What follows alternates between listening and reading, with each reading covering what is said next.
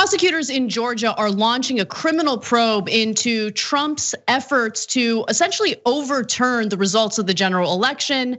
And a huge piece of evidence that they plan on using in this case, of course, is Donald Trump's phone call to state representatives and the Secretary of State, Brad Raffensperger, in which he begged him to reverse Biden's win.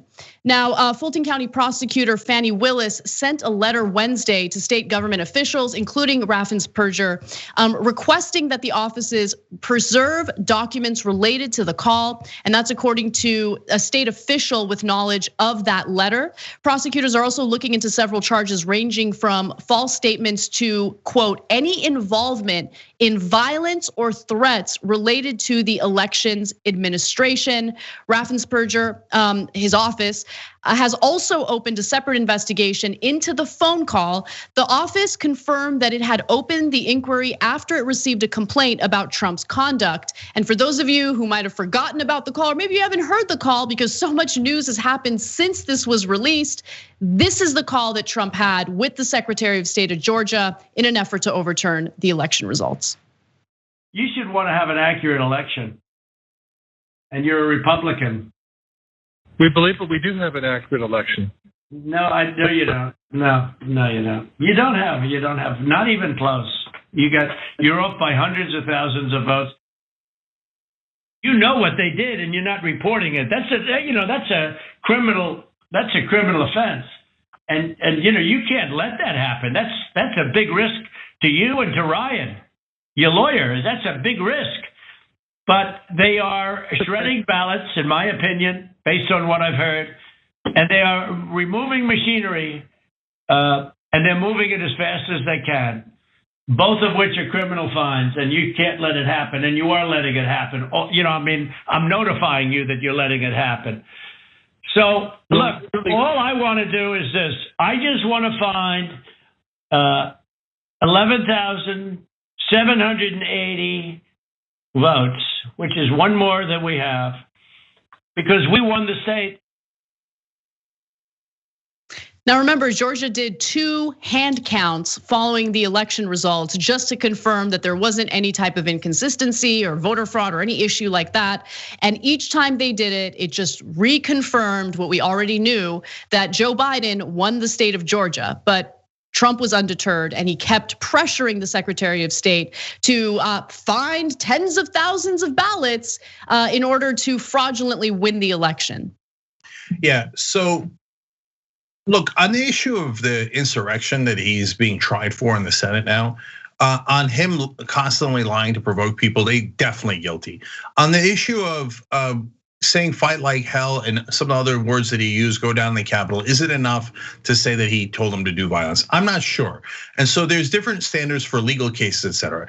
But in the case of Georgia, in the issue that you just heard, there is no ands, ifs, or buts. It is crystal clear. He threatens them with basically arresting them and putting them in jail if they don't do what he says. He's the president of the United States. He says, you could be criminally responsible. I'm just telling you right now, I'm trying to look out for you and your lawyer who could both go to jail, right? I mean, anyway, you heard the exact saying, exactly what he said a minute ago. And then he says, now just find me one more vote than I need to win the election. That's it. It's crystal clear. If anybody did that was a lower level official, they'd be arrested immediately. They would be tried. You can't go tell the Secretary of State, just go find me one more vote that I need. I don't care how you do it, just find it. Otherwise, by the way, I'll threaten you. I'll threaten you. No, guilty, massively guilty. If you had done it, you were running for a local office and you did that, you'd be in prison right now, guaranteed. So is the president above the law or isn't he?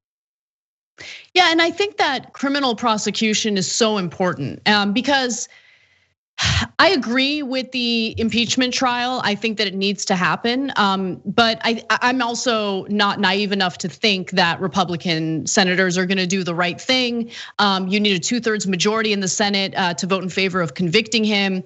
And honestly, watching this man get acquitted by the Senate again just leaves a really sick feeling in my stomach. Criminal prosecution makes a lot of sense. And again, for me, this isn't about like, oh, I hate Trump and I want to see Trump suffer. No, for me, it's about ensuring that there isn't this precedent set indicating that the president of the United States can engage in the type of behavior that Donald Trump engaged in, acts of intimidation, asking for state officials to conduct voter fraud on his behalf, all of that stuff. If he doesn't face criminal prosecution for it, it sets a precedent and it sends a message to future Republican presidents that they can do this with impunity, that there's no worry in the world that there will be no consequences whatsoever. And that's unacceptable. It's just unacceptable. Could you imagine if Nancy Pelosi had called a Secretary of State and said, just find me 11,780 votes because that's one more than I need. Otherwise, you might go to prison. What do you think Fox News would say? What do you think how do you think Republicans would react? Of course, and by the way, they would be right to, of course. They say, no, you have to lock her up immediately. And they just say, look, Anna, what it is I'm just sick of the privilege. I really am. In some ways, like I think the phrase white privilege leads to misunderstandings, but there is massive right-wing privilege. They just feel like, oh, we can break the law. This is our country. We own it. We can do whatever we want. The law is to keep you down, not for justice. No, if you need justice, you're never gonna get it, okay? You think you're ever gonna put away the cops that murder you? No way. And you look at the videos that the House managers showed. They're pushing the cops around like they own them. They're spitting on them, they're hitting them, they're killing them, they're calling them every name in the book, and the cops let them do it because it's right-wing privilege. They get to do whatever they want. So look, they were outmanned though. So the bottom line, hold on, Anna. The bottom line is, do we live in a country of laws or don't we? Are we just lying? And this whole country was just set up for white right-wingers, and the law and cops and everything else is a sham just to keep us down. It's the opposite of justice. It serves injustice. Or are we ever gonna live up to what we claim America stands for? So real justice requires no one to be above the law, including goddamn Trump. And I don't care that 74 million people are in love with him and they want whatever they want, dirty things they want to do with him. I don't care about your stupid cult. I care about America. Do we have laws? Do we have justice or don't we? If you're gonna arrest us for the most ridiculous things like smoking pot and then let Trump go and break every law in the goddamn book, well, that's not what we signed up for. So no justice, no peace. Well, since we're talking about justice, I think it's also important to hold certain Republican lawmakers accountable for engaging in the exact same behavior. And the person I'm referring to here is Senator Lindsey Graham, who also made sure to give Raffensperger a call and ask him for a little bit of a favor. Let me remind you of what that was. You described to the Washington Post a conversation you had with Republican Senator Lindsey Graham on Friday. You came away with the impression that he essentially wanted you to look for ways to toss out mail-in ballots. What exactly did he say to you? Well, he asked if the ballots could be matched back to the voters. And then I got the sense it implied that then you could throw those out. And he really would look at the counties with the highest frequent error of signatures. So that's the impression that I got. But we've got signature match in place. We have signature match when you request the ballot, absentee ballot, and then we have signature match when it comes in. And then with our new online absentee ballot portal, that has photo ID. And so we feel really confident that the election officials have done their job. And that's what they're charged to do, is do their job and make sure the signatures match. I just want to be clear on this, Mr. Secretary. You say Senator Graham wanted you to find ways to get rid of legally cast ballots because CNN asked him about these allegations. He denied them. He says that's ridiculous. His words, that's ridiculous. Well, it's just an implication that look hard and see how many ballots you could throw out, and I think that they were looking at that as part of a court case, and one actually was subsequently filed, wasn't it? Lindsey Graham should also be investigated for that accusation there because he engaged in exactly what Donald Trump is currently facing an impeachment trial for. And Lindsey Graham, along with other senators, including Josh Hawley and Ted Cruz, have absolutely no business getting a vote on whether or not to convict Donald Trump, considering the fact that they were accomplices to what Trump did. So If we're gonna have a conversation about Trump, we need to have a conversation about Republican lawmakers as well. 100%. By the way, right before you went in that, one of our members, Jolly Good, wrote in, hey, Cenk, how about a public call for the investigation of Lindsey Graham's call to Georgia's Secretary of State to get him to overturn a free election? He's vulnerable like Trump. Progressives should use it to get an investigation and possible prosecution. So look, I would love to call for one, and I love that you're pointing it out. And you're literally one step ahead of us as we do the show, and that's why our members are so smart, and I love working with you guys.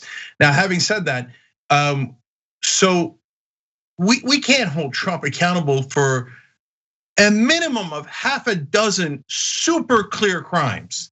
So my guess is they'll go soft on Lindsey Graham because people in power view other people in power as gods and untouchable. So the idea that Lindsey Graham could serve prison time for breaking the law, I'm sure in Washington is thought as unthinkable, unimaginable. That is their beloved Lindsey Graham. Remember, as they're trying to commit a coup against Biden and Harris, Kamala Harris, did a fist bump with Lindsey Graham on the Senate floor. Yeah, Dianne Feinstein gave him a bear hug, like, oh, they're the best friends. You think people inside the club are gonna let Lindsey Graham get arrested? No way. They'd be like, well, if he's next, then if they did it to him, and would we all be accountable? And that to them is like the worst thing on planet Earth. I mean, imagine if we put them away for their insider trading, both Republicans and Democrats. They would defend Lindsey Graham with their lives, including all the Democrats. I'll tell you that right now. Oh, don't worry, Cenk. The Senate Ethics Committee investigated the insider trading, and they cleared these senators. The Senate Ethics Committee, the other senators investigated it, and they found no wrongdoing. Okay, great. I mean, it's just such a joke. It's such a joke. Thanks for watching the Young Turks. Really appreciate it. Another way to show support is through YouTube memberships. You'll get to interact with us more. There's live chat emojis, badges. You've got emojis of me, Anna, John, JR. So those are super fun. But you also get playback of our exclusive member-only shows and specials right after they air. So all of that, all you gotta do is click that join button right underneath the video. Thank you.